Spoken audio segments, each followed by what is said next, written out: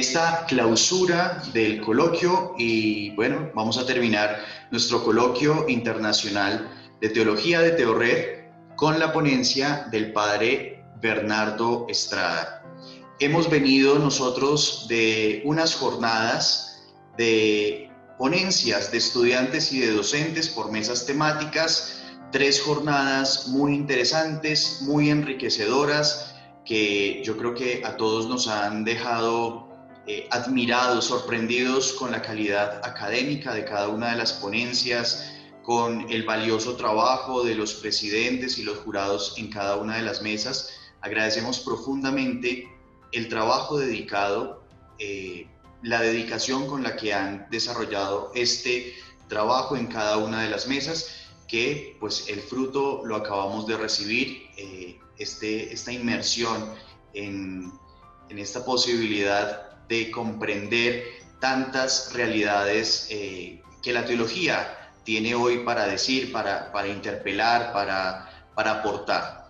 Así que, sin más preámbulos, les doy la bienvenida a todos los participantes, estudiantes, docentes y todos los que se han sumado a esta empresa del coloquio internacional de teología sobre la interpretación de la Sagrada Escritura en conmemoración de los 1600 años de la muerte de San Jerónimo.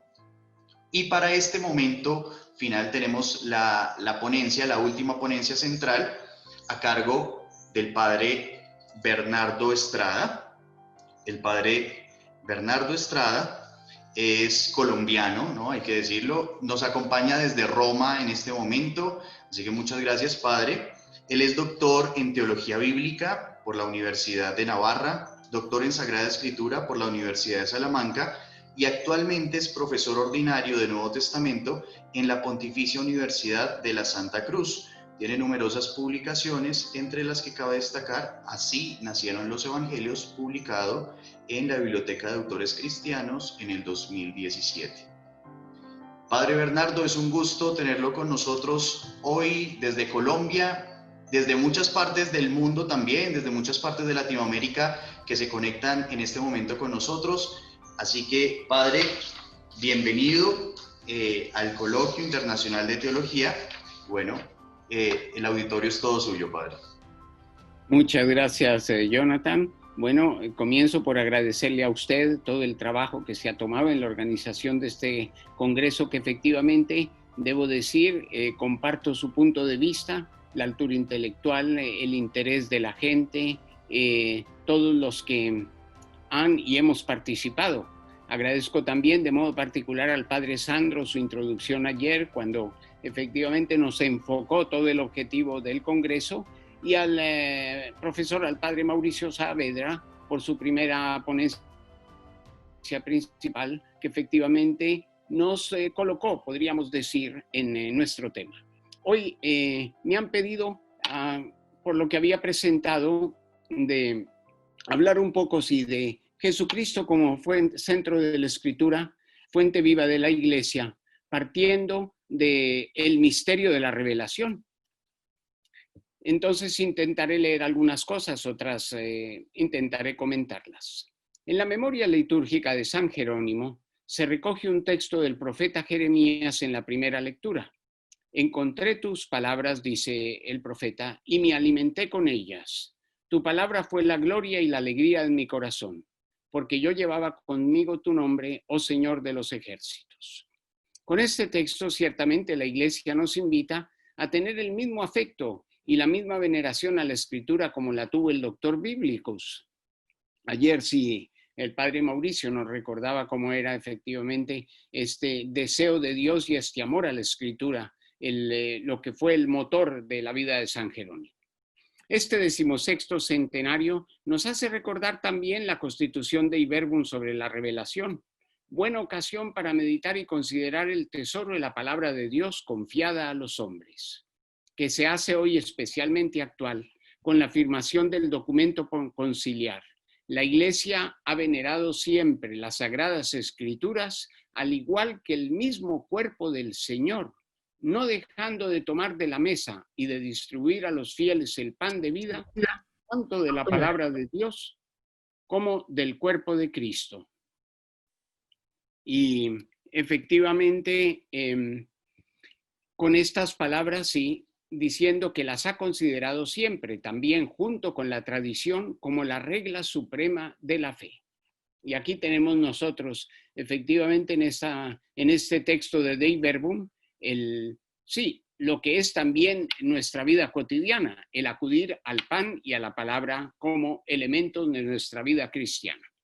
Subrayando el primado de la escritura y su centralidad en el ámbito de la revelación, también exhorta Dei Verbum a que toda predicación, como la misma religión cristiana, se nutra de la Sagrada Escritura, algo que todos procuramos hacer.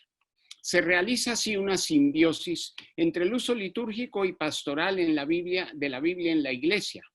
Esto es posible gracias a la profunda conciencia que todos tenemos de ser Iglesia y de formar parte del cuerpo místico de Cristo, donde se recibe el mismo Espíritu y se participa de la misma fe en medio de una diversidad de funciones. La palabra suscita la fe y convoca a la Iglesia. La fe de la Iglesia, a su vez, acoge, custodia, interpreta y transmite la palabra, que es al mismo tiempo divina y humana. La vida en el Espíritu dentro del cuerpo místico de Cristo permite, no pocas veces, confrontar la interpretación del texto con aquella que surge enriquecida del sensus fidei.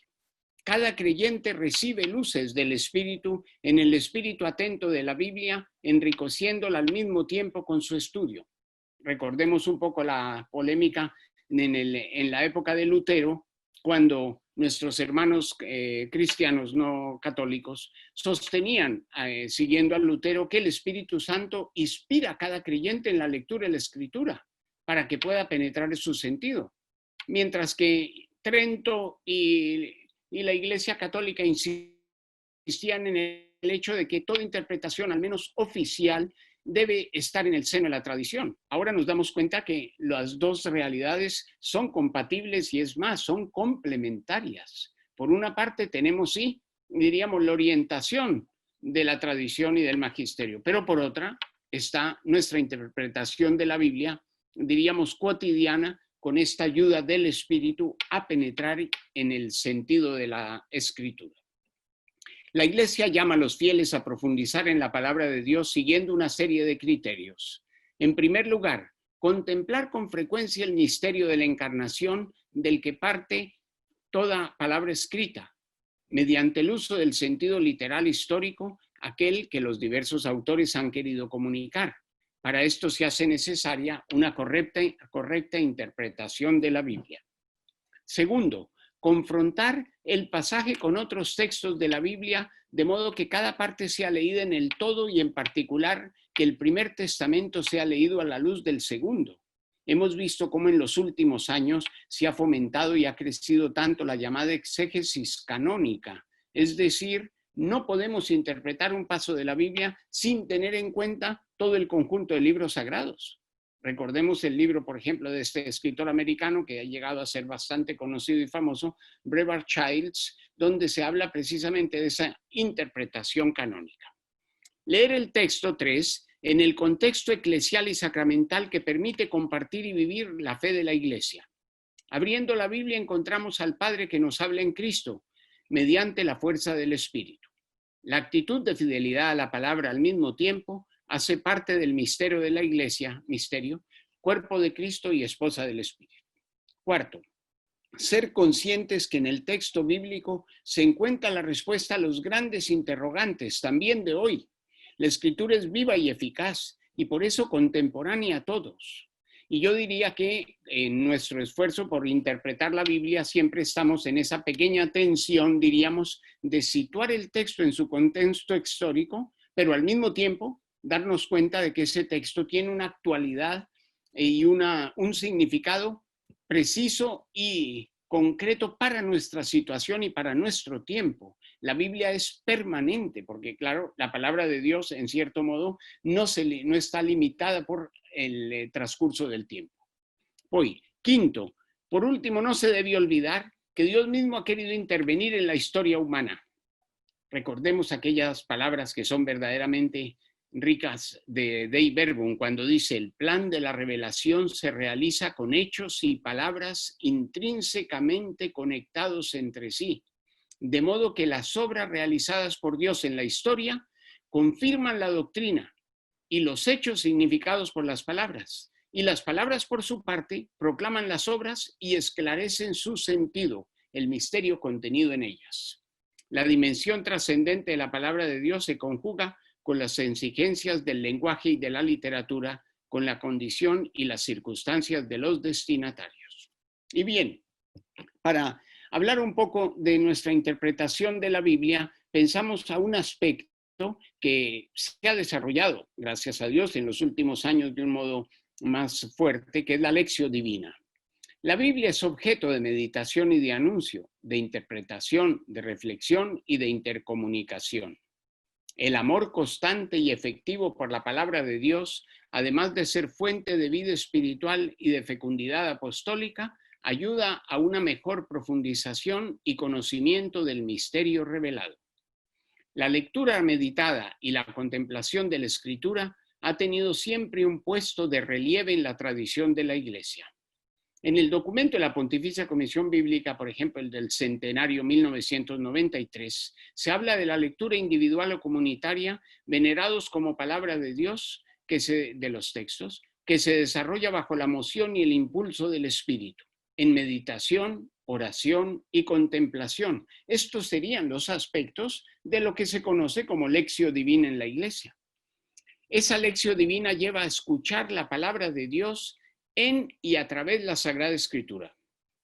Ella es al mismo tiempo el lugar fundamental en que la exégesis se funde con el uso práctico de la Escritura en la Iglesia.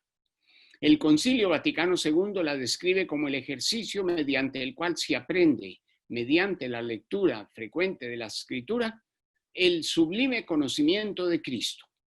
Es el momento en que la lectura de una página bíblica llega a ser oración y se transforma en vida. Es además un ejercicio metódico y ordenado de escucha de la palabra en el silencio del diálogo con Dios.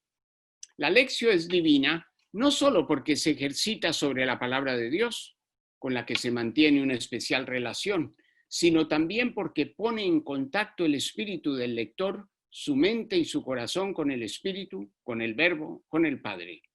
Nos coloca en una óptica trinitaria en la que, movidos por el Espíritu, buscamos a Dios para contemplar el Padre. Nacida en la antigüedad, en los tiempos de la Biblia hebrea, la lección se consolida en la primitiva comunidad cristiana y se difunde especialmente en el medioevo. En efecto, la preocupación de una lectura regular, más aún cotidiana de la Escritura, corresponde a una antigua práctica de la Iglesia. El cristiano ha buscado siempre, de uno y otro modo, momentos de intimidad con Dios iluminados por la palabra inspirada. Al mismo tiempo, ha sentido la necesidad de condividir con otros el tesoro de la revelación. Como ejercicio colectivo está testimoniada en el siglo III con Orígenes, quien meditaba a diario un texto de la Escritura leído continuamente durante la semana y lo explicaba en reuniones cotidianas. La experiencia del maestro de Cesarea se refleja en una carta a su discípulo Gregorio Taumaturgo, donde le dice: aplícate a la lección divina, busca con confianza y lealtad firmes en Dios el sentido de las divinas escrituras que en ellas ampliamente se cela. Pero no te contentes con llamar y buscar. Para comprender las cosas de Dios es necesaria la oración. Es por eso que el Salvador no solo ha dicho, buscad y hallaréis, llamad y se os abrirá, sino que ha dicho también, pedid y se os dará. Es ahí donde probablemente aparece por vez primera la expresión lección divina. De allí pasa su uso a la Iglesia latina, probablemente a través de Ambrosio, quien aconseja nutrirse del verbo celestial mediante la lección divina, de tal modo que se llegue a olvidar, dice, o se olvida el hambre corporal. Los distintos rostros de la lección o modo de leer la Biblia caracterizan al mismo tiempo períodos determinados de la historia. Para Gregorio de Niza, la lección será el hilo conductor. Él usa una palabra que es como el hilo que va enlazando cada uno de los libros y todo el texto de la Biblia y lo llama acolucía, que es seguimiento, que permitirá constantemente buscar al Señor a través de la Escritura. Bien consciente de la imposibilidad de conocer y penetrar racionalmente en el misterio divino, sabe, sin embargo, armonizar en el ámbito de su meditación personal los esfuerzos de la razón y la fe en su indagar paciente y perseverante para alcanzar la verdad. Se establece así en la lectura una relación entre la realidad de Dios y la capacidad receptiva de la persona. San Agustín y San Gregorio Magno seguirán sus pasos al afirmar, el primero, que la vida del verdadero cristiano que lee frecuente la Biblia es un santo deseo, mientras que Gregorio hace ver que ese deseo se queda a veces sin realizar, estimulando así el ardor de la caridad y dilatando el corazón. La lección llega a ser oración cuando se realiza en el silencio del diálogo con Dios. Para los primeros eremitas, discípulos de Antonio Abad, la lección divina significa un camino del espíritu que ha de vivir con todas las fuerzas para alcanzar la unión con Dios. Se ha de vivir. Juan Clímaco emplea la expresión unión para referirse a esa intimidad con la Trinidad como meta que debe guiar la lectura de la Biblia. Así, la lección y la oratio constituyen, como ya lo habían vivido Orígenes, Cipriano, Jerónimo, el aspecto fundamental de la unión del diálogo con Dios. La lectura asidua de los cenobitas ha abierto un surco fecundo, iniciado por Pacomio y Basilio, seguido después por Juan Casiano, por Palladio. Oración y lectura comunitaria, alternándose en la vida de estos antiguos estudiosos de la Escritura, purificarán y fortificarán sus almas ya movidas por el deseo de conocer a Dios. La insistencia en que se viva la lección divina reaparece también en Dei Verbum, donde se invita a los fieles a adquirir mediante una lectura frecuente de las Escrituras la eminente ciencia de Jesucristo. Aquí se cita Filipenses 3:8. El texto conciliar subraya que la oración debe acompañar la lección, que ella es la respuesta a la palabra de Dios, que Dios nos entrega en el Espíritu. No se puede sino animar este deseo de un mejor conocimiento de Dios y de su designio de salvación en Jesucristo a través de las Escrituras.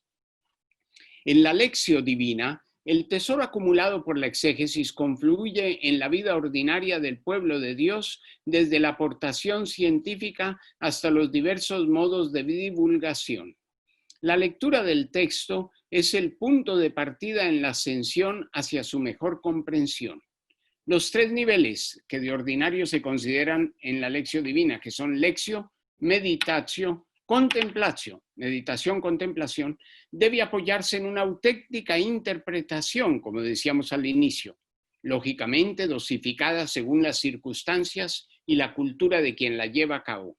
La meditación en particular requiere una confrontación con la teología bíblica y la tradición de la Iglesia, a fin que se recorra por un camino fecundo.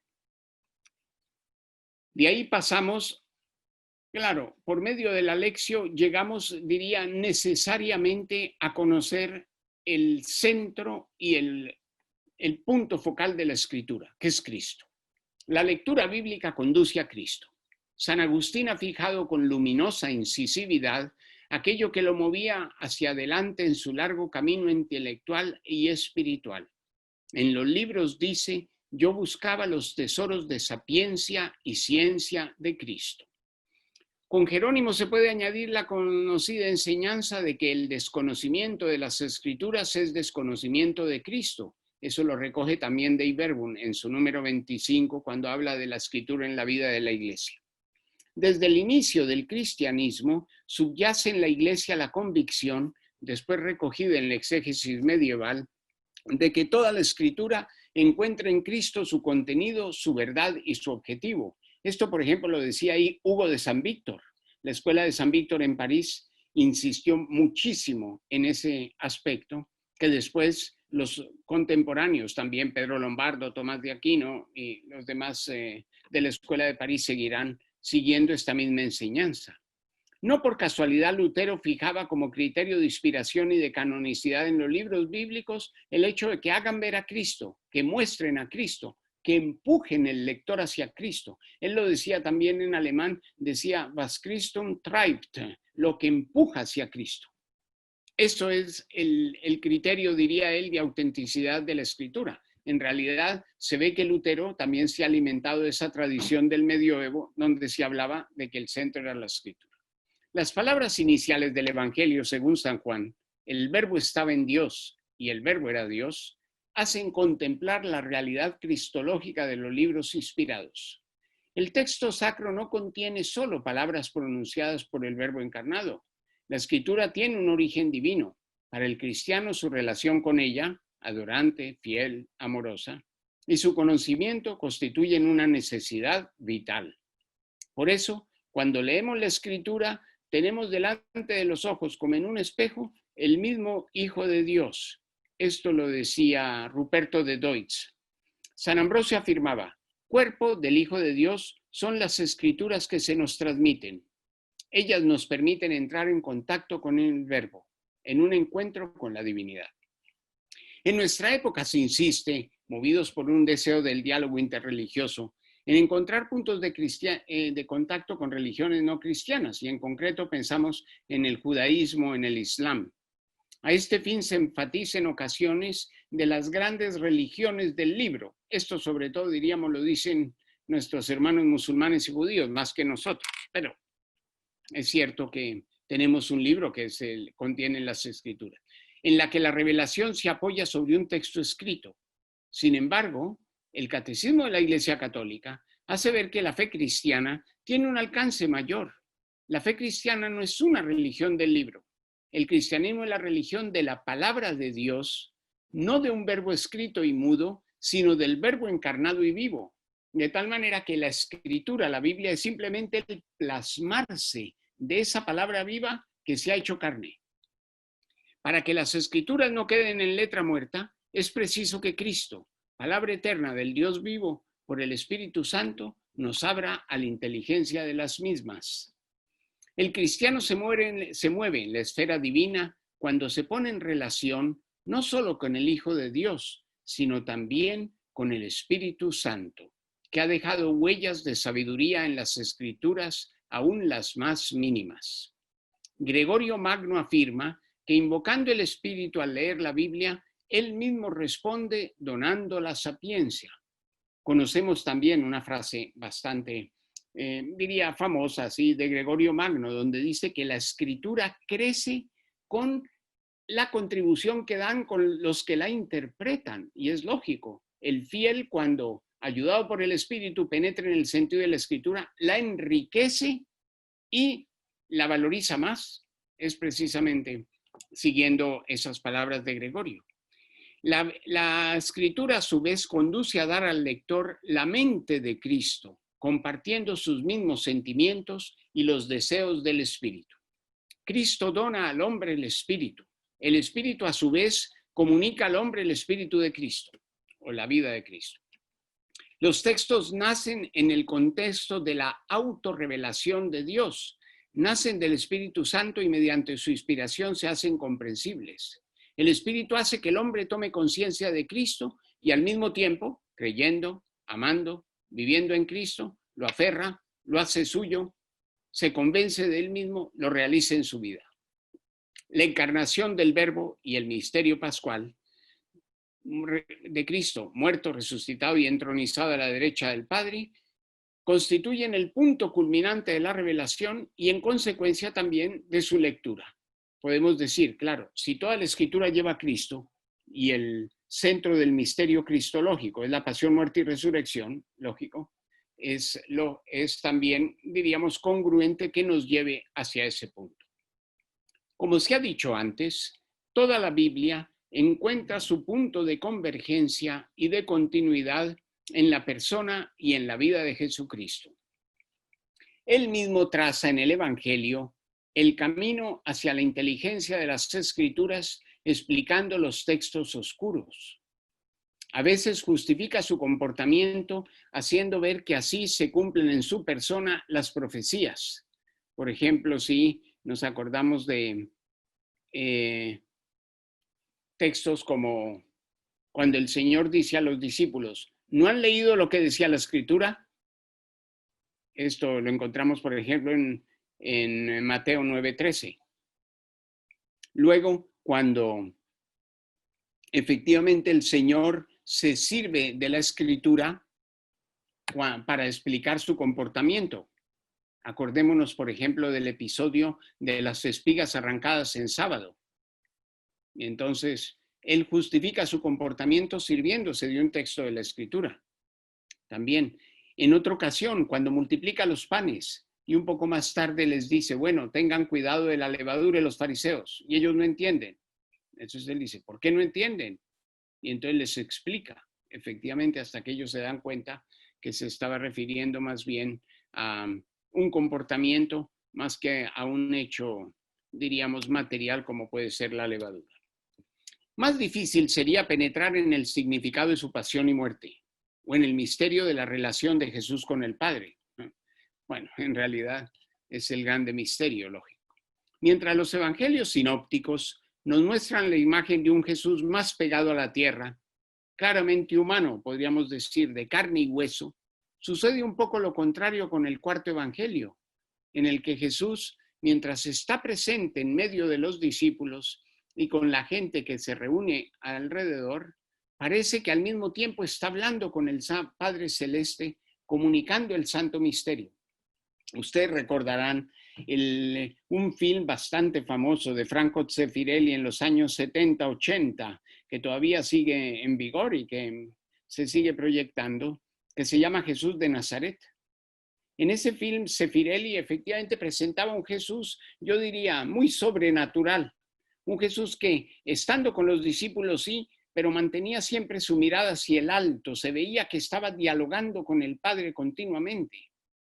Ese Jesús de Zeffirelli, yo diría, es un Jesús muy apto al Evangelio de San Juan, donde parece que Jesús está hablando con el Padre y al mismo tiempo comunicándose con los discípulos.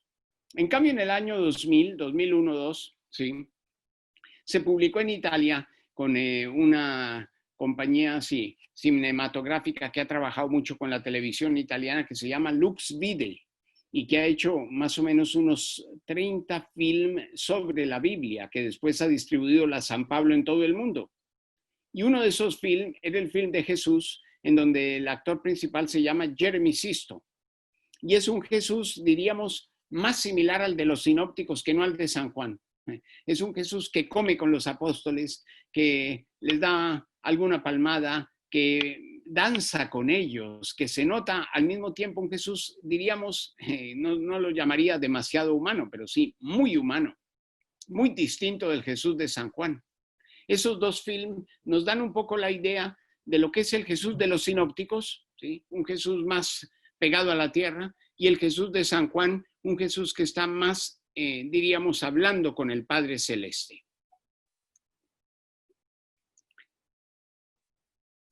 Jesús en San Juan especialmente, sí, revela continuamente el misterio a los hombres, porque Él es el Hijo unigénito. Recordemos el prólogo que hace Benedicto XVI a su libro Jesús de Nazaret. Él dice que su punto de partida es la persona de Jesús, no solo como nuevo Moisés, sino como revelador del Padre. Y él toma como punto central Juan 1:18. A Dios no lo ha visto nadie nunca. En cambio, el Hijo unigénito, el que está en el seno del Padre, es el que nos ha revelado ese misterio. Y entonces, ese Jesús es el que dice a los discípulos, ustedes investigan las Escrituras ya que creen en la vida eterna. Ellas son las que dan testimonio de mí. Lo dice, por ejemplo, en Juan 5, después de haber hecho el milagro del paralítico en la piscina. Y más adelante, cuando algunos intentan apedrearlo, le dicen, porque tú siendo hombre te haces Dios. Jesús responde, si la ley llama dioses, aquellos a quienes se dirigió la palabra de Dios, y no puede fallar la Escritura, aquel a quien el Padre ha santificado y enviado al mundo, ¿cómo le dicen que blasfema por haber dicho, yo soy el Hijo de Dios? Aquí también él justifica su comportamiento mediante las Escrituras. El Evangelio de Mateo está especialmente atento a mostrar que en Jesús se cumplen las Escrituras. En concreto, sabemos que el primer Evangelio contiene más de 60 citas del Antiguo Testamento, citas que llamaríamos de cumplimiento, sí, el doble de cualquiera de los otros 3 evangelios. En la comunidad, en torno a la tradición de Mateo, se habla a veces de una escuela mateana, aunque esto se sigue estudiando, ¿sí? Desde que un estudioso de Harvard, Christer Stendhal, lanzó la teoría de la escuela de Mateo. Dice, se insiste particularmente en el cumplimiento de las profecías de Israel en la vida de Jesús, hijo de David, hijo de Abraham. Recordemos el inicio de Mateo. En ella aparecen no pocos detalles que tienen detrás la cita de un profeta, un oráculo que encuentra allí su realización. Es lo que la crítica centroeuropea ha llamado reflexión citate, citas de reflexión, porque representan la propia interpretación creativa de Mateo. Sería como una reflexión personal que hace también el evangelista sobre aquello para penetrar él mismo en el misterio del mesianismo de Cristo y en su centralidad. Citas de reflexión que no figuran en ningún otro evangelio. 10 de ellas contienen la fórmula introductoria donde dice, esto sucedió para que se cumpliera la escritura. Y ahí se usa el verbo griego pleró o plerún, que significa llevar a plenitud, cumplir. Otra cita, la de Mateo 13, que es la que hace después de que Jesús ha hablado en parábolas, dice o emplea el mismo verbo, pero con el prefijo anaplerún, que significa cumplirse lo que ya estaba previsto desde el principio. Añade un pequeño matiz ese prefijo. Otra cita, Mateo 3:3, estamos en el inicio de su vida pública, no emplea el verbo de cumplimiento, pero es claro su enunciado. Esto es lo escrito por el profeta. Y hay 2 citas en donde no se usa el verbo plerún, cumplir, sino el verbo está escrito, el verbo grafeo o grafo, al perfecto, gegraptai, ha sido escrito o está escrito. Y son consideradas también citas de reflexión. Es interesante que las 2 citas que hablan del cumplimiento con el verbo escribir o está escrito, son 2 citas, diríamos, trágicas, dramáticas. Una se refiere a la matanza de los inocentes y la otra se refiere al suicidio de Judas. O sea, 2 hechos, diríamos, sí, dolorosos y diríamos, sí, dramáticos y tristes en cierto modo, ¿no? Y ahí Mateo emplea el verbo escribir, sí, grafeo o grafo, y el perfecto gegraptai. De interés el hecho en que ahí las 2 veces también Mateo, después de emplear el verbo grafein, dice, entonces se cumplió, tote ekplerose, entonces se cumplió. A diferencia de todos los demás verbos o usos verbales que hace Mateo, dice, para indicar estos 2 episodios nefastos, los inocentes y la muerte de Judas, que mantienen, sí, se mantienen, es cierto, ajenos a una intención divina, porque es ese misterio y la libertad de los hombres que no es fácil de explicar, efectivamente, y que a veces nos deja tan perplejos a todos. Bien. Esas citas se ciñen más fielmente al texto hebreo en contraste con otras del Evangelio en las que la Biblia de referencia es la Septuaginta, la de Alejandría, y reflejan de modo particular la función interpretativa del primer Evangelio. Sin embargo, no obstante, al ser Mateo quizá el Evangelio de las citas de reflexión, quizá el evangelio que mejor presenta el cumplimiento de las escrituras no es Mateo, sino Lucas. Es una de las paradojas de los evangelios. Lucas describe el encuentro de Jesús con los discípulos de Emaús. Dice, y empezando por Moisés y continuando por los profetas, les explicó lo que había sobre lo que estaba escrito de él en todas las escrituras. El Señor les interpreta el texto sagrado. El evangelista hace ver que Jesús empieza por Moisés, la ley, continúa con los profetas Y termina con los escritos. Dice, les explicó lo que estaba en las escrituras. ¿Y qué es eso? Si no es la Biblia hebraica, la Biblia hebrea, Torah, Nevi'im, Ketuvim, ley, profetas, escritos. O sea que Lucas, en ese episodio de Maús, está haciendo ver cómo Jesús demuestra a sus discípulos, bueno, a esos 2 discípulos que partían de Jerusalén, les hace ver que toda la escritura, no solo un pasaje, no solo una cita, se está cumpliendo en él. Y lo sorprendente de Lucas es que aquello se repite pocos versos más adelante, en el mismo capítulo 24 de la resurrección. Dice, el mismo elenco aparece mencionado poco después, cuando Jesús encuentra a los discípulos en el cenáculo.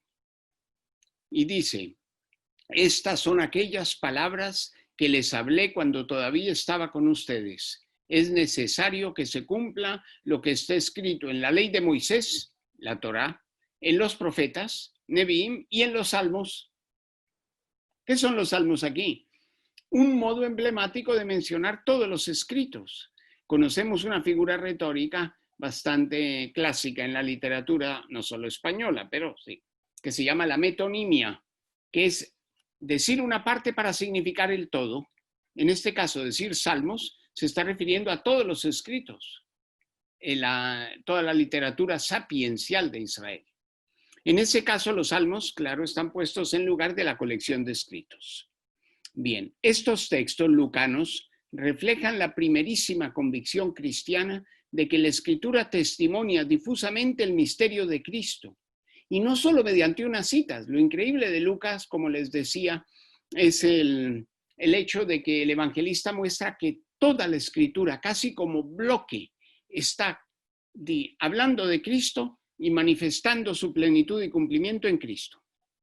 Bien, esto sí, es la llamada preparatio evangélica, parafraseando la obra que Eusebio de Cesarea publicó en el 313 del Antiguo Testamento, que se podría también llamar lectura global cristiana de la Biblia. Más que una inducción detallada a partir del texto de la Alianza Antigua, esta convicción parece surgir en la primitiva comunidad cristiana cuando interpreta los textos que anticipaban la misión del Mesías. El discurso de Pablo, por ejemplo, en la sinagoga de Antioquía de Pisidia, ilustra el recorrido histórico salvífico que parte de la tierra de Egipto con el pueblo elegido y llega hasta la resurrección. Hay muchos modos de acercarse a la persona y a la figura de Jesús en la Biblia. Todos, sin embargo, pasan de una manera o de otra a través de la lectura del Evangelio, donde ese acercamiento encuentra su culmen. Es efectivamente significativo el texto de Dei Verbum cuando dice, nadie ignora que entre todas las escrituras, incluso del Nuevo Testamento, los evangelios ocupan con razón el lugar preeminente, puesto que son el testimonio principal de la vida y doctrina del Verbo encarnado, nuestro Salvador. Conocemos el libro de teología de Monseñor Ruiz Arenas, que él pone el título Cristo revelador del Padre. En realidad, ahí está poniendo, diríamos, la frase clave de lo que es el papel de Cristo en la Escritura. De la misma manera que la carta a los Hebreos nos dice, ese Dios que había hablado a nuestros padres por medio de los profetas, siempre en modo intermedio y en modo fragmentario, dice, en los últimos tiempos nos ha hablado directamente y totalmente, nos ha dado toda la revelación por medio de su Hijo. Bien, la lectura diaria del Nuevo Testamento ayuda a facilitar, a familiarizarse con la vida de Jesús y a descubrirlo en la narración, en los discursos, en los himnos, en las exhortaciones. Se conoce, por ejemplo, el consejo que daba San Vicente de Paúl. Él decía, yo leo todos los días el Evangelio, al menos 5 minutos. Y eso le servía así. Se leía 1 o 2 capítulos de Evangelio y los iba recorriendo durante todo el año, ¿sí? Y volviendo a comenzar cuando terminaba. Y eso le daba pues ese sublime conocimiento de Cristo. Conclusión. El esfuerzo por profundizar en la realidad de la vida de Jesús comporta una connaturalidad con el Verbo encarnado, no solo con su carácter y personalidad, como trasciende del texto evangélico, sino también en su realidad trascendente y divina.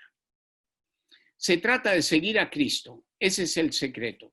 Acompañarlo tan de cerca que vivamos con Él como aquellos primeros 12, tan de cerca que nos identifiquemos con Él. No tardaremos en afirmar, como decía Pablo a los romanos, que nos hemos revestido, y eso viene del contacto asiduo con la Escritura. Ciertamente, el estudio de la Sagrada Escritura llevará a un mejor conocimiento de la palabra revelada, que al mismo tiempo servirá de guía para nuestros pasos, de luz para nuestro camino, recordando el Salmo 119. Allí se cumplirá en la vida del cristiano lo que decía San Jerónimo: ama las Escrituras santas y la sabiduría te amará. Es preciso que tu lengua no conozca más que a Cristo, que no pueda decir sino lo que es santo. Muchas gracias.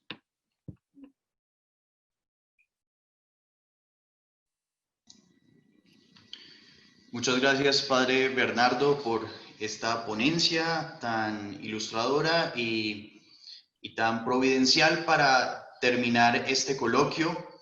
Yo creo que nos ha puesto en el punto central de la teología, en la persona de Cristo, que es el centro de la teología.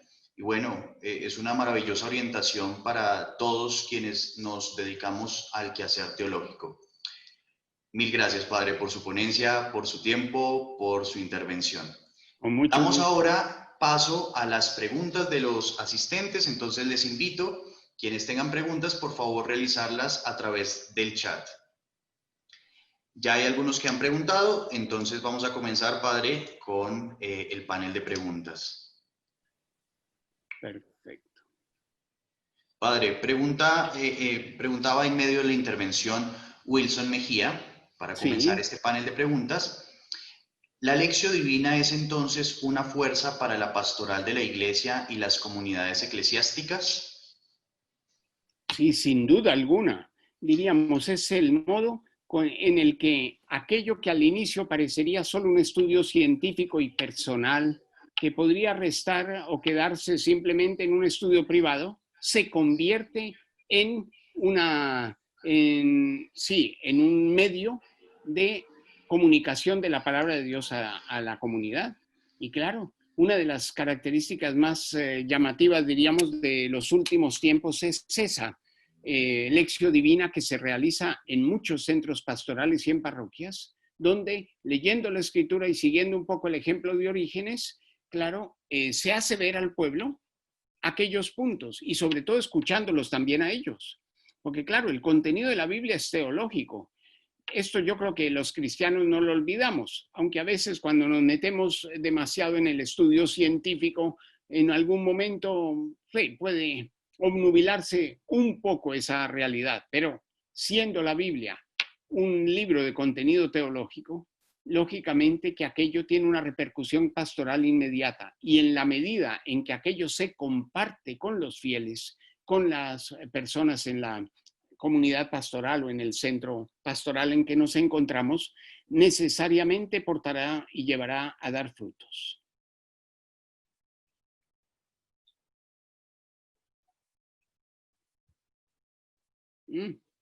Muchas gracias, Padre.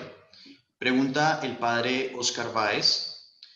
En los más variados dilemas de la vida humana, también las Escrituras poseen una fuerza y una luz capaz de iluminar y salvar, llevándonos a la experiencia de Cristo. ¿Qué suele usted aconsejar a sus estudiantes o a los fieles que quieren encontrar en la palabra de Dios una luz y una voz de esperanza en sus problemas? ¿Qué método interpretativo suele usar? Sí. Como siempre, hay que partir del sentido literal del texto. Y entonces, una cosa que ayuda también a nosotros, los que somos sacerdotes y no solo, es el meditar continuamente el texto de la Escritura. O sea, sentarnos un rato, simplemente abrir el texto e intentar penetrar en aquellas palabras, procurando que aquello sea un diálogo con Dios.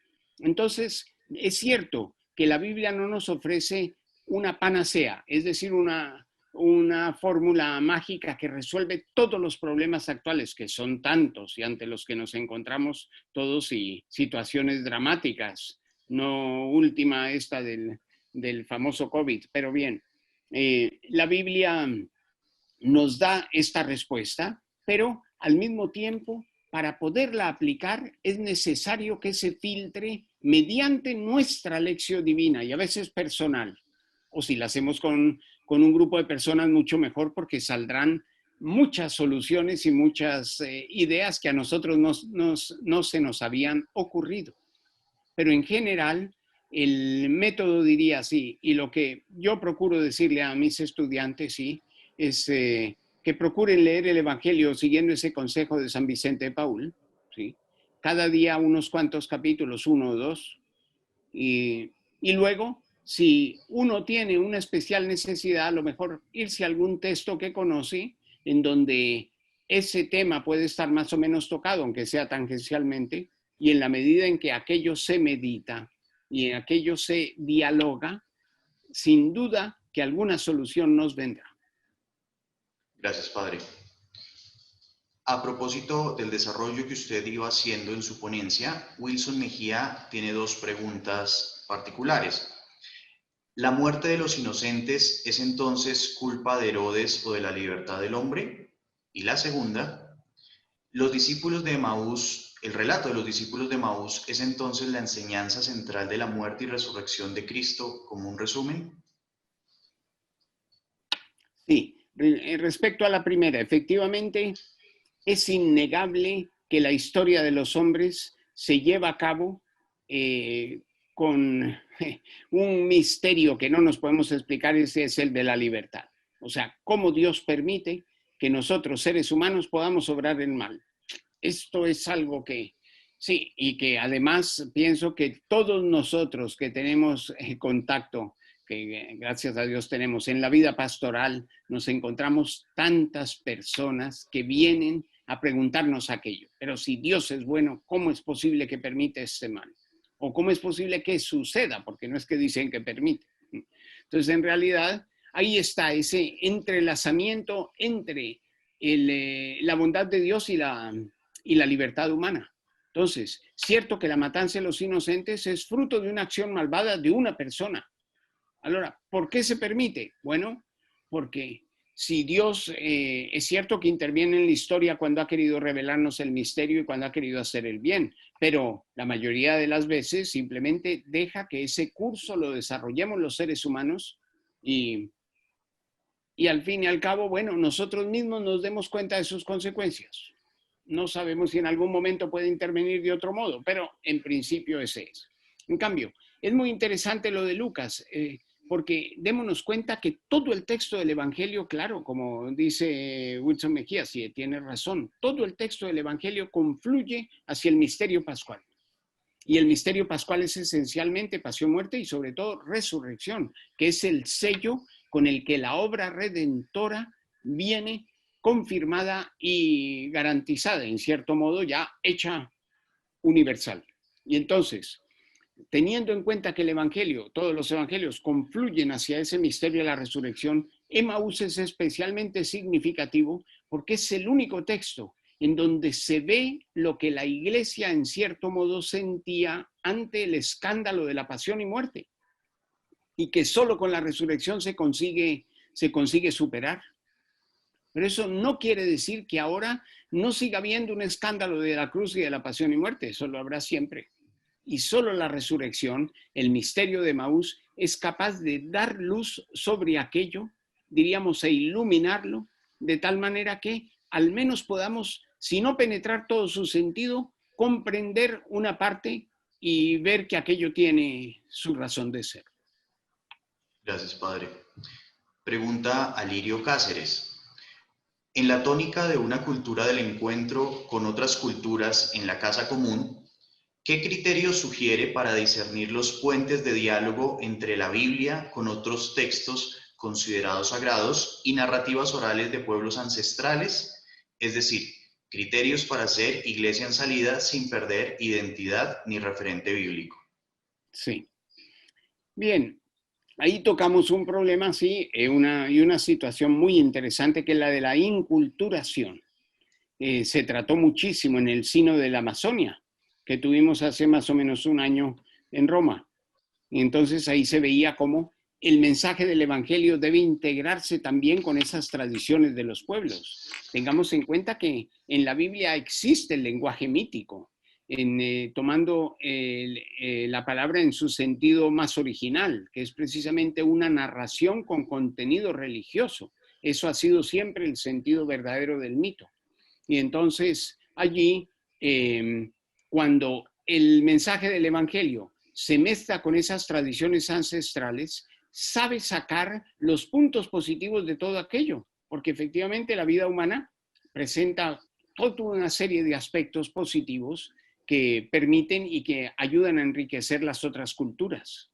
Entonces, yo diría, efectivamente, la inculturación del Evangelio comporta un enriquecimiento de esas culturas por una parte, y al mismo tiempo, el mismo Evangelio se enriquece con estas tradiciones de los otros pueblos. Y eso es, diríamos, el aspecto fundamental de la cultura del encuentro. El hecho de que los cristianos estamos siempre abiertos, aún sabiendo que, lógicamente, poseemos todo un tesoro de revelación, pero estamos siempre abiertos a dialogar con los demás, ya que el Evangelio no tiene ningún obstáculo para adaptarse a cualquier cultura. Gracias, Padre.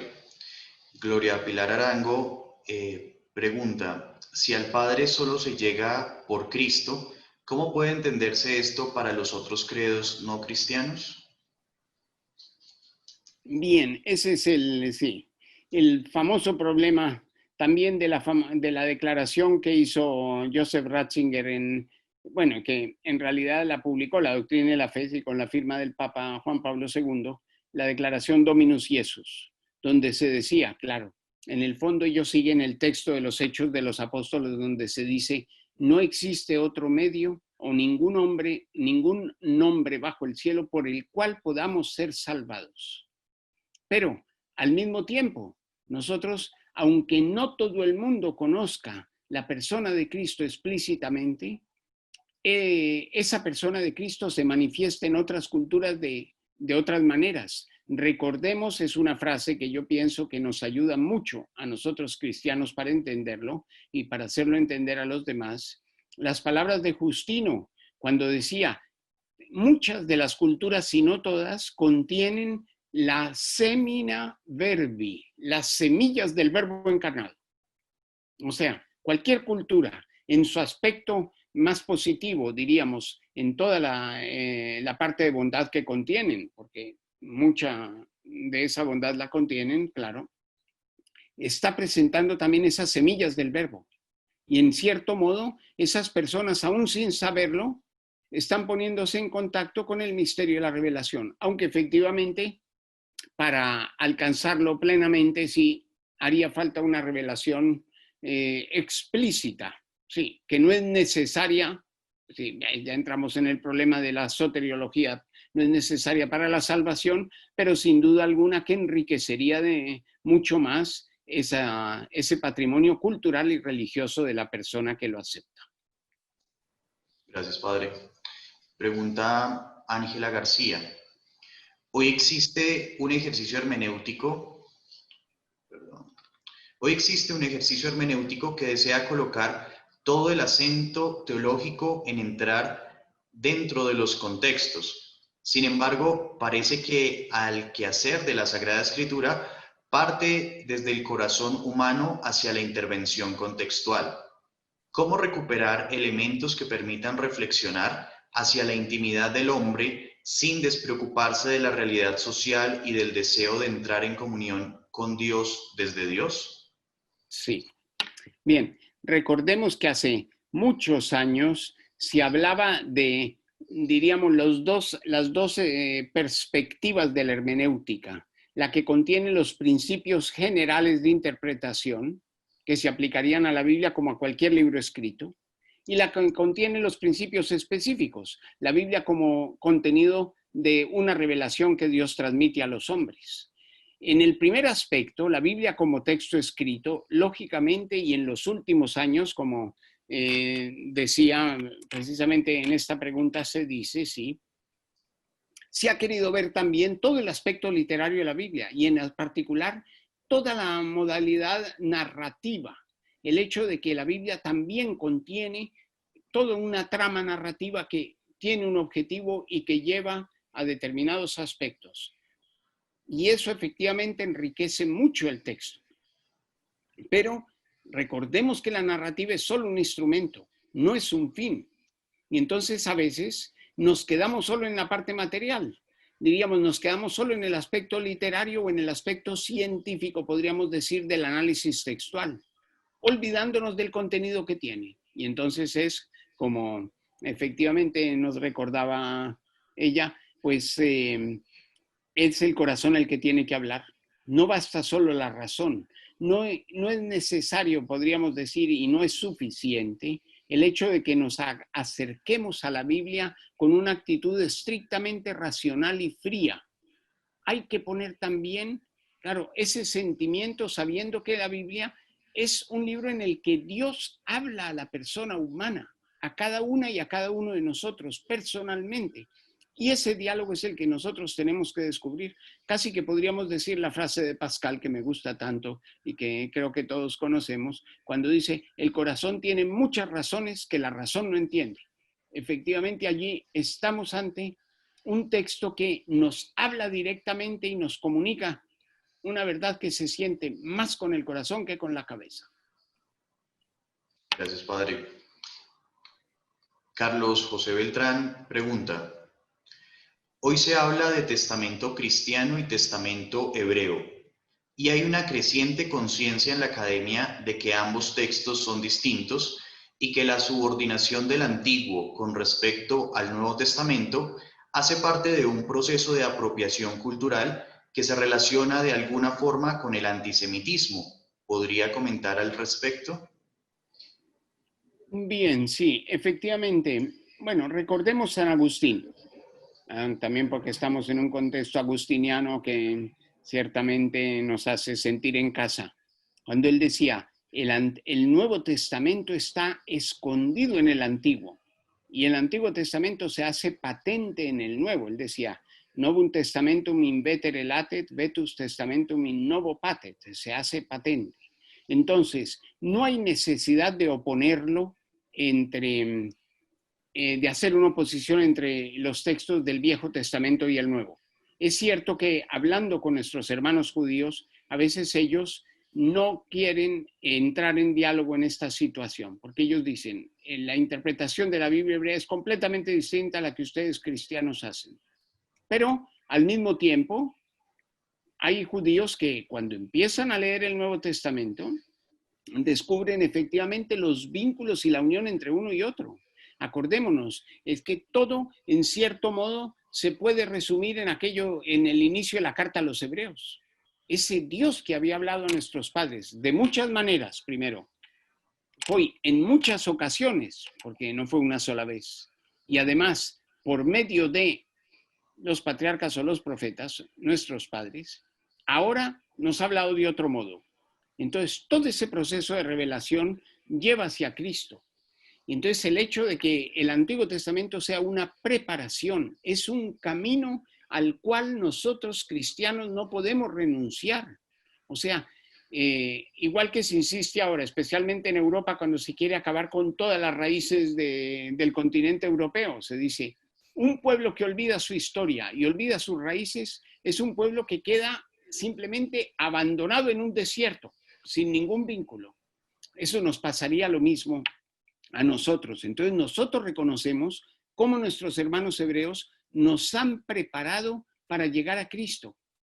Es lo mismo que Pablo dice en la carta a los romanos, dice, ¿por qué? Él dice, yo siento un dolor muy grande de estos míos, de mis hermanos en la fe, porque entre ellos, dice, allí se contiene la alianza y las escrituras y las promesas y además Jesucristo, que proviene de allí. Entonces, no puede haber, digamos, si entendemos bien esta relación entre los dos testamentos y sobre todo ese diálogo que se puede entablar con ellos, no puede haber posibilidad de antisemitismo. Gracias, padre. Pregunta Miguel Piamba. Después de Jesucristo como centro de la Sagrada Escritura, ¿quién ocuparía de los personajes bíblicos un segundo y quizás un tercer lugar? Bien, esto no es fácil, sí. Si nosotros miramos en el Nuevo Testamento, quizá el segundo personaje sería Juan Bautista. Entre otras cosas, porque también el elogio que el mismo Jesucristo hace, dice, entre los nacidos de mujer no hay uno más grande que Juan. Eso es algo muy serio lo que ha dicho, ¿no? Pero sobre todo, más que por su persona, que también, claro, sabemos que ha sido santificado ya en el seno de su madre, pero más que por su persona, por la misión que contiene. Claro, Él es el que prepara el camino para la venida del Mesías, es el perfecto puente entre el Antiguo y el Nuevo Testamento. Es el hombre que ha servido de unión entre las dos alianzas, perteneciendo como pertenece al pueblo hebreo y al Antiguo Testamento, al mismo tiempo nos ha abierto las puertas para recibir al Mesías. Y junto con él, bueno, ahora, ¿qué podríamos decir del resto? No es fácil, pero quizás si tuviéramos que quedarnos con otro personaje, yo me quedaría con San Pablo. ¿Por qué? Porque Pablo, es cierto, en los evangelios se contiene la vida y las enseñanzas de Jesús. Pero esa vida y esas enseñanzas, aun cuando están muy claras, no hubieran llegado a dar su fruto si no hubieran sido sistematizadas de un modo teológico. Y esta es la gran labor de Pablo. Hay colegas, especialmente del mundo protestante, que dicen que el verdadero fundador del cristianismo es San Pablo, porque él es el que pone, diríamos, el fundamento teológico del cristianismo. Yo no llegaría hasta tanto, porque efectivamente una frase como la de Marcos 10:45, cuando termina el diálogo de Jesús con los hijos de Zebedeo,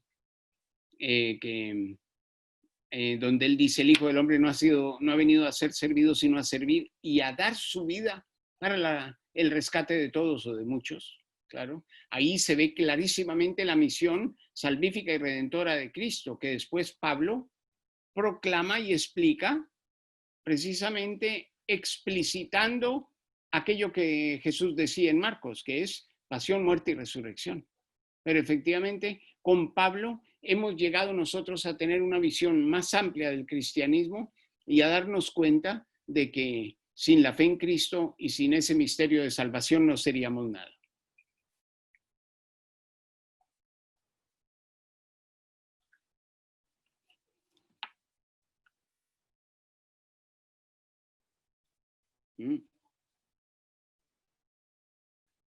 Y necesito, así, el micrófono del doctor Jonathan se ha apagado. Sí, padre, qué pena. El padre Esteban Mazo ha solicitado hacer una pregunta. Le he activado el micrófono al padre Esteban. Muy bien, perfecto. Bueno, quizás no está. Bueno, voy a leer porque la acaba de formular en el chat. Muy bien. ¿Cómo seguir manteniendo bíblica y teológicamente la exclusividad de la mediación de Cristo y de la Iglesia en la salvación humana en este contexto pluricultural y ecuménico? Sí.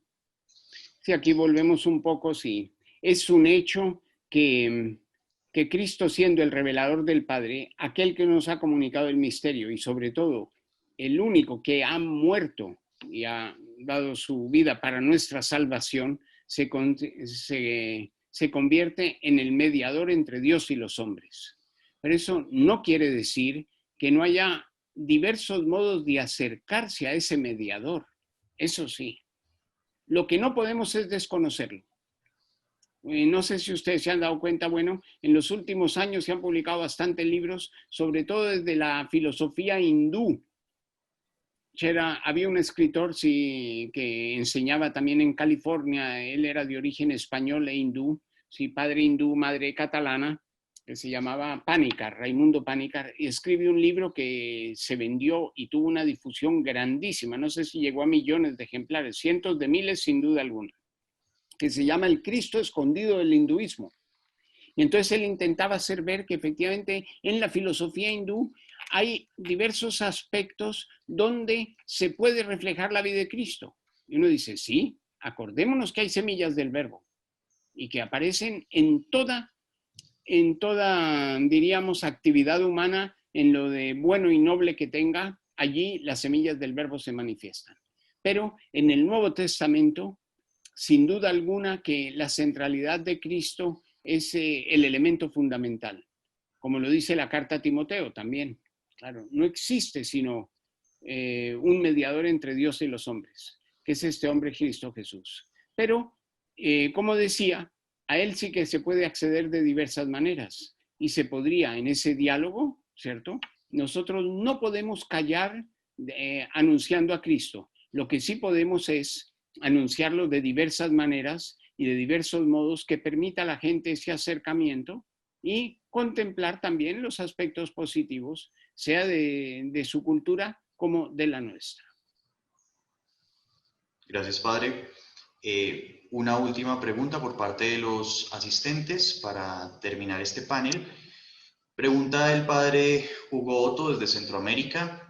¿No encontramos una teología complementaria entre Pablo y los evangelios, tomando en cuenta que Pablo no conoció al Jesús histórico?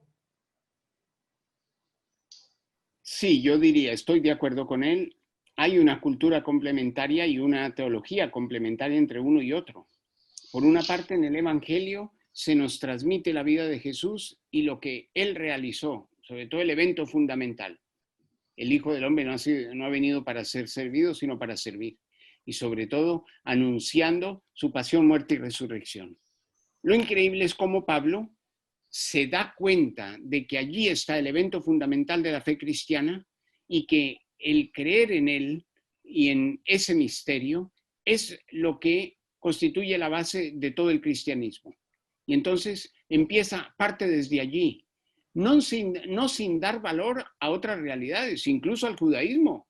Porque claro, a veces sorprende. En Romanos 3, cuando Pablo, después de explicar la justificación por la fe, dice, claro, nos salvamos solo por la fe en Jesucristo, pero al final dice, entonces la ley no sirve para nada. Y él dice, no, sí que sirve. No solo como pedagogo, es decir, la ley nos ha sabido llevar hasta Cristo. Volvemos a este aspecto del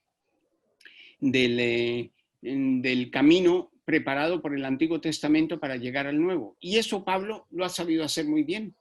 Aunque él parece que renegaría del judaísmo, no es así.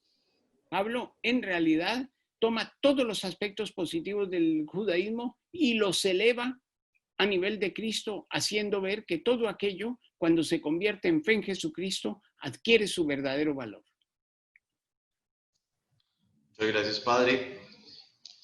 Ayer finalizábamos el panel de preguntas con el padre Hernán Cardona con una pregunta y quisiera formulársela también a usted. Dentro de los asistentes se encuentran teólogos en formación, docentes de teología e interesados en la temática de este coloquio, particularmente en la Sagrada Escritura. Padre, desde su experiencia como biblista, con este tema que nos ha convocado a todos sobre la interpretación de la Escritura, ¿qué consejo puede darnos a todos los que le estamos escuchando acerca del papel de la Sagrada Escritura en la teología y en el quehacer teológico en las realidades que hoy vivimos? Sí, como siempre. Bueno, yo diría, el primer aspecto, que es el que todos debemos vivir, es el de ir al texto, buscar la escritura, tenerla así como no solo como nuestro libro de cabecera, sino como un texto con el que estamos interactuando continuamente, que nos sirve de referencia, sobre todo de diálogo y, por qué no decirlo, también de oración y de contemplación, porque es eso. Y entonces allí, como decíamos antes, encontraremos muchos ejemplos prácticos para nuestra vida. Pero al mismo tiempo, servirnos de buenos autores que hayan interpretado la Biblia y que verdaderamente la hayan enriquecido. Ahora tenemos muchos. Aquí, hay, por ejemplo, aunque no es que sea demasiado moderno, pero debo decir que a todos nos ayuda un tipo de comentario como aquel que hicieron un grupo de católicos alemanes en los años 60 y 70, que se llama El Nuevo Testamento y su mensaje, que publicó después la Herder de Barcelona, y que en Italia lo retomaron, hicieron una nueva versión de aquello que se llama también Comentario Espiritual al Nuevo Testamento, donde se ve el aspecto bíblico y la aplicación a la vida cristiana de todo aquello. Porque si efectivamente la Biblia no nos sirve para, diríamos, engrandecer o enriquecer nuestra vida como cristianos, en realidad no nos serviría para nada. Se convertiría en un fósil, un instrumento que estamos mirando, ¿sí?, con una cierta alejamiento, porque se encuentra anclado en una historia precedente a la nuestra y que no tendría ningún significado para nosotros ahora. Yo digo, en cambio, si vamos al texto con ese deseo de conocer, si acudimos también al Espíritu para que nos ilumine, como decíamos, y sobre todo, si nos servimos de algunos comentarios útiles, yo pienso también a los grandes exégetas del siglo XX, cuyos libros todavía tienen una gran actualidad, como por ejemplo Rudolf Schnackenburg, tiene muchos libros publicados en castellano. También los exégetas franceses y belgas de los años 70, como Pierre Grelot. Bueno, Pierre Grelot murió en el 2006 o 2007. El mismo Lucien Cerfaux. Claro, grandes, Jacques Dupont, que son grandes teólogos que han marcado una era en la interpretación bíblica y sus libros siguen siendo de una gran actualidad. Yo creo que esto nos ayudaría a todos.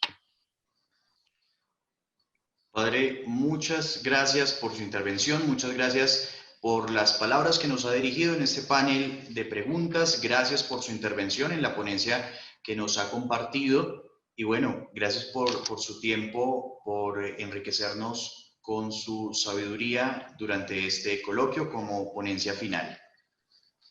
Muchas gracias, doctor Jonathan, también de nuevo, por ese esfuerzo que se ha tomado para preparar este congreso que gracias a Dios ha salido tan bien.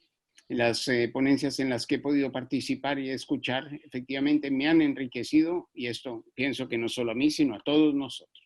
Gracias de nuevo. Muchas gracias, padre, y obviamente pues agradecer a todos, a todas las facultades de Teología de Teorred que se han hecho partícipes de este evento y que claramente ha sido un logro común esta preparación de este coloquio y bueno, y pues los resultados académicos que se han podido obtener sin duda han sido por el esfuerzo académico, la disciplina de cada uno de los estudiantes y docentes que se han arriesgado a esta empresa maravillosa del quehacer teológico y han venido aquí a mostrarnos sus resultados. Así que para todos, muchas gracias. Con esto entonces pasamos a la clausura del coloquio. Dicen por ahí que lo bueno dura poco y efectivamente creo que para todos queda en el corazón la sensación de que ha sido un ejercicio académico muy provechoso tanto para hemos podido escuchar atentamente a cada una de sus ponencias. Nos ha gustado mucho el poder compartir, el poder interactuar con los ponentes y seguir desarrollando este ejercicio que sale de las aulas y viene aquí al debate, a la interacción con otros, el poder hablar y ser escuchado.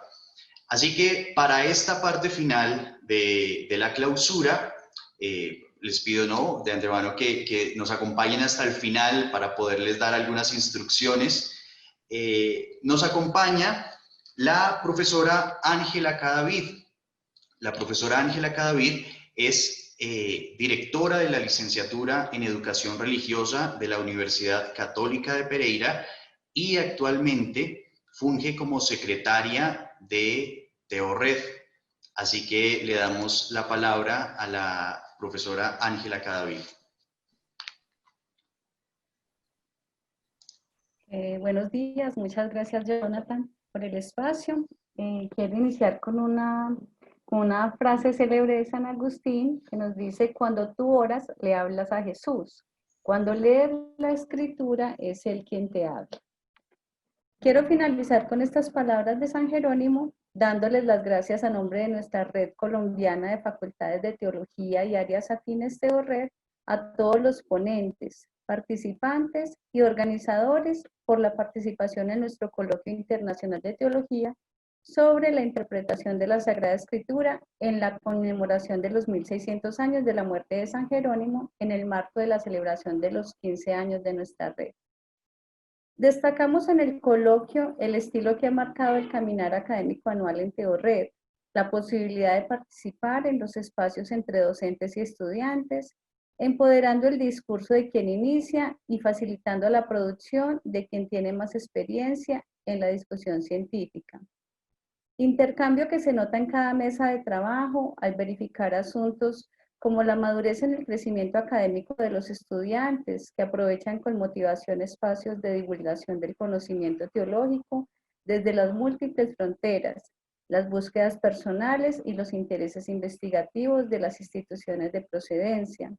Esto puede notarse justamente en los desarrollos temáticos compartidos en cada mesa, enlazando el conocimiento propiciado desde las intenciones propias o producciones de San Jerónimo, haciendo un gran esfuerzo por mostrar como novedad el descubrimiento formativo alcanzado con autonomía. Y los maestros participantes, como ponentes junto a sus estudiantes, que asumen sus participaciones como continuidad en todo el amplio entorno comunitario, para sus búsquedas académicas, profesionales, empoderando a los participantes en proceso de crecimiento y al mismo tiempo comprendiendo el conocimiento teológico como un servicio eclesial y sociopolítico de absoluta impronta evangélica. En todas las mesas he visto el enamoramiento que identificó la pasión de Jerónimo entre cristologías, mariologías, eclesiologías, pastorales y misiones, encontrar el alma de los textos bíblicos, de sus papiros, testimonios, letras griegas y hebreas, interpretaciones y reconstrucciones para respirar nuevos aires, comprometidos en un relanzamiento de la teología, como bien lo exige el actual magisterio de la Iglesia.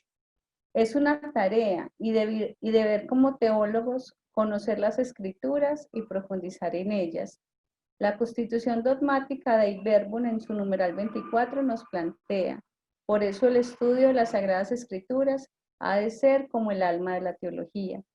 Es la Sagrada Escritura, el instrumento único y privilegiado para conocer al Dios en quien creemos y así implicarnos cada vez más consciente y vivencialmente en el proyecto que Él nos ha dejado como instrumento y medio para relacionarnos con Él y así tener vida con Él. A ejemplo de San Jerónimo, primer gran biblista con sensibilidad popular, ya que fue el primero en buscar que esa palabra escrita estuviera al alcance de la gente, en un lenguaje cotidiano, que se la pudiera entender. Es deber de nosotros, como teólogos, conocer, profundizar y acercar al corazón de las personas el conocimiento de las Sagradas Escrituras. El tema bíblico es constitutivo, vital y esencial de nuestra fe y de todos los que somos, creemos y esperamos. Es el Señor la razón de todo lo que creemos y de todo lo que buscamos, el que da sentido a nuestra vida. Los últimos pontífices de la Iglesia han insistido de diferentes maneras respecto a la necesidad de que la palabra de Dios sea el centro de la vida y la misión de la Iglesia. San Juan Pablo II, tercio milenio adveniente, Benedicto XVI en la Verbum Domini, el Papa Francisco en la Evangelii Gaudium y Christus Vivit, puesto que la Biblia nos relaciona directamente con el Señor Jesucristo, que es a quien buscamos, la persona de Jesús, el Hijo de Dios vivo, Verbo encarnado, nuestro Dios y Señor. Quisiera terminar con estas palabras del Papa Francisco con motivo del 50º aniversario de la Federación Bíblica Católica. Biblia y vida. Comprometámonos a abrazar estas dos palabras para que una nunca pueda estar sin la otra. Recemos y actuemos para que la Biblia no se quede en la biblioteca entre los muchos libros que hablan de ella, sino que corra por las calles del mundo y ponga su tienda donde vive la gente. Muchas gracias a todos y desde ya hacemos extensiva la invitación a nuestro próximo coloquio 2021. No sé si me permiten pues un coloquio de Biblia y si no hacemos una oración pues me parece que no tendría sentido. Si me permiten quiero proyectarles una oración que encontré de San Jerónimo que quisiera la siguiéramos todos, que dice lo siguiente. San Jerónimo bendito, pídele a Dios que a nosotros se nos prenda o contagie ese amor tuyo tan inmenso por la Sagrada Biblia, por estudiar, amar y practicar la palabra de Dios. Bendice a todos los que en el mundo entero se dedican a dar a conocer y amar el libro santo. Oh Dios, tú que concediste a San Jerónimo una estima tierna y viva por la Sagrada Escritura, haz que tu pueblo se alimente de tu palabra con mayor abundancia y encuentre en ella la fuente verdadera de vida, por Jesucristo nuestro Señor. Amén. Bueno, muchas gracias, Jonathan.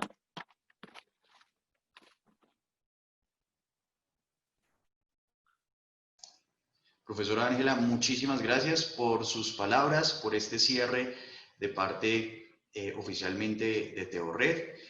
Ahora le damos la palabra al padre Mauricio Saavedra, quien es el decano de la Facultad de Teología de Unicervantes, que estuvo con nosotros como ponente principal en la ponencia inaugural y pues que es el anfitrión de este coloquio. Muchas gracias, un saludo de nuevo para todos. Nos alegra de verdad en Unicervantes haberles podido acoger, al menos virtualmente.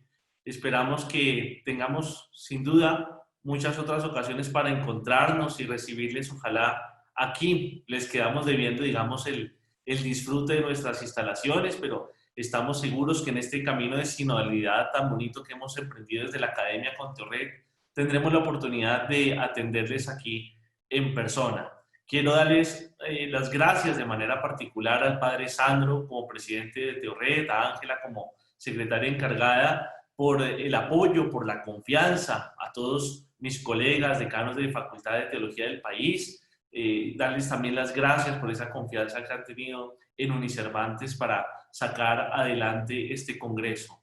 Mi profundo agradecimiento y admiración a todos los ponentes que participaron, que enriquecieron con calidad estas discusiones a lo largo de estos 2 días, mi cercanía, mi afecto de manera particular y admiración por el padre Hernán y por el padre Bernardo, que fueron conmigo mis contertulios, que me honraron, digamos, en esas ponencias principales, compartir con ellos este auditorio tan excelente. Un saludo cariñoso de verdad a todos los asistentes. Quiero también, pues, aquí desde esta universidad y desde esta Facultad de Teología, que es joven, apenas tenemos 20 años, decirles que nos hemos sentido muy cómodos, tanto en Teorred como con este intercambio académico, y también en lo particular en la temática de este congreso, porque como seguramente varios de ustedes saben, el énfasis de la Facultad de Teología de los Padres Agustinos aquí en Bogotá es justamente la Biblia y los padres de la Iglesia. Luego este convenio, digamos, nos ha venido como anillo al dedo para profundizar en nuestra propia identidad, nuestro propio énfasis en la teología.